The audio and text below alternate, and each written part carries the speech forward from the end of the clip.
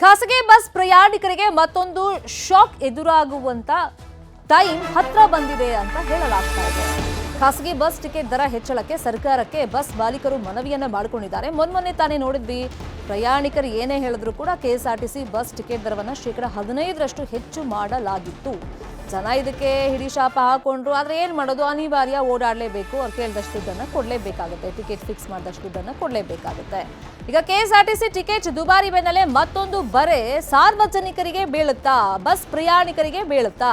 ಖಾಸಗಿ ಬಸ್ ಮಾಲೀಕರಿಂದ ಸರ್ಕಾರಕ್ಕೆ ಈ ಬಗ್ಗೆ ಮನವಿಯನ್ನ ಮಾಡಲಾಗಿದೆ.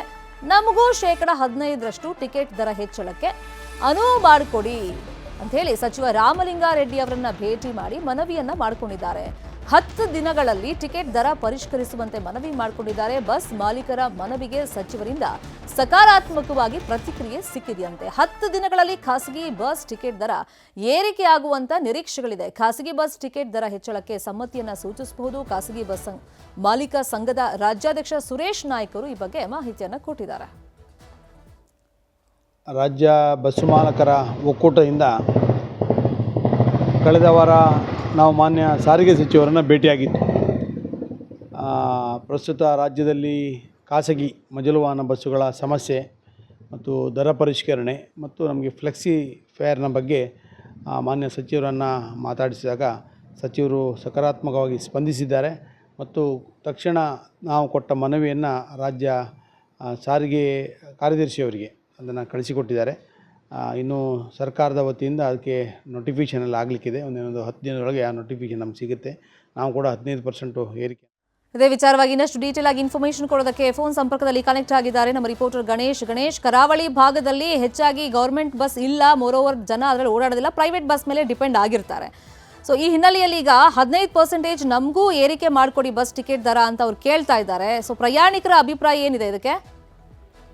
ಶವಿತಾ, ಈಗ ಕರಾವಳಿ ಭಾಗದಲ್ಲಿ ಅತಿ ಹೆಚ್ಚು ಖಾಸಗಿ ಬಸ್ಗಳು ಓಡಾಡ್ತದೆ. ಅಂದ್ರೆ ಒಂದು 80% ಬಸ್ಗಳು ಖಾಸಗಿ ಆಗಿದ್ರೆ ಶೇಕಡ 20% ಬಸ್ಗಳು ಮಾತ್ರ ಸರ್ಕಾರಿ ಬಸ್ ಆಗಿರುವಂತದ್ದು. ಈ ನಡುವೆ ಸರ್ಕಾರಿ ಬಸ್ಗಳಿಗೆ ಏನು ಶಕ್ತಿ ಯೋಜನೆ ಮೂಲಕ ಮಹಿಳೆಯರಿಗೆ ಫ್ರೀ ಕೊಟ್ಟಿರುವಂತದ್ದು, ಅದ್ರ ಜೊತೆಗೆ ಬಸ್ ದರ ಹೆಚ್ಚಿಸಲಿಕ್ಕೆ ಸರ್ಕಾರ ಯೋಚನೆ ಮಾಡ್ತಿರುವಂತದ್ದು. ಇದರಿಂದ ಖಾಸಗಿ ಬಸ್ನ ಮಾಲಕರ ಸಂಘ ಕೂಡ ಈ ಬಗ್ಗೆ ಯೋಚನೆ ಮಾಡಿರುವಂತದ್ದು. 15% ಹೆಚ್ಚಳ ಮಾಡ್ಲಿಕ್ಕೆ ಖಾಸಗಿ ಬಸ್ನ ಮಾಲಕರ ಸಂಘ ನಿರ್ಧಾರ ಮಾಡಿ ಸಚಿವರನ್ನು ಕೂಡ ಈ ಭೇಟಿ ಮಾಡಿ ಅವರಿಂದ ಒಂದು ವಿಶ್ವಾಸದ ಮಾತುಗಳನ್ನ ಪಡ್ಕೊಂಡಿರುವಂತದ್ದು. ಆ ನಿಟ್ಟಿನಲ್ಲಿ ಅವರು ಒಂದಿಷ್ಟು ಸಹಾಯ ಕೂಡ ಮಾಡಿರುವಂತದ್ದು. ಇದರಿಂದ ಏನು ಪ್ರಯಾಣಿಕರಿಗೆ ಒಂದಿಷ್ಟು ಹೊರತಾಗುದ್ರಲ್ಲಿ ಯಾವುದೇ ಸಂದೇಹ ಇಲ್ಲ. ಯಾಕಂದ್ರೆ ಈಗಾಗಲೇ ಏನು ಮಹಿಳೆಯರು ಸರ್ಕಾರಿ ಬಸ್ ನಲ್ಲಿ ಪ್ರಯಾಣಿಸಿದ್ರು ಕೂಡ ಸರ್ಕಾರಿ ಬಸ್ ಅತಿ ಹೆಚ್ಚು ಇಲ್ಲದ ಕಾರಣ ಖಾಸಗಿ ಬಸ್ಗೆ ಏನು ಅವಲಂಬಿತ ಆಗುವ ಸಾಧ್ಯತೆ ಇರುವುದರಿಂದ ಈ ಏನು ಖಾಸಗಿ ಬಸ್ನ ದರ ಹೆಚ್ಚಳದಿಂದ ಪ್ರಯಾಣಿಕರಿಗೆ ಸ್ವಲ್ಪ ಮಟ್ಟಿನ ತೊಂದರೆ ಆಗುವುದರಲ್ಲಿ ಯಾವುದೇ ಸಂದೇಹ ಇಲ್ಲ.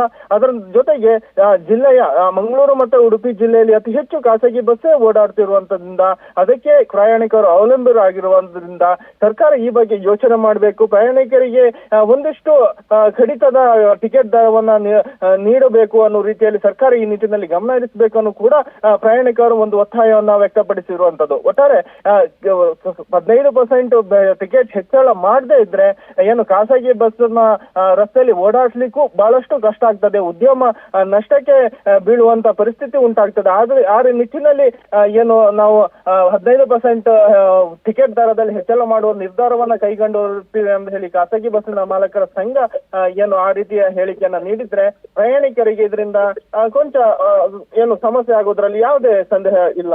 ಥ್ಯಾಂಕ್ ಯು ಗಣೇಶ್, ತಮ್ಮ ಇನ್ಫಾರ್ಮೇಶನ್ಗೆ.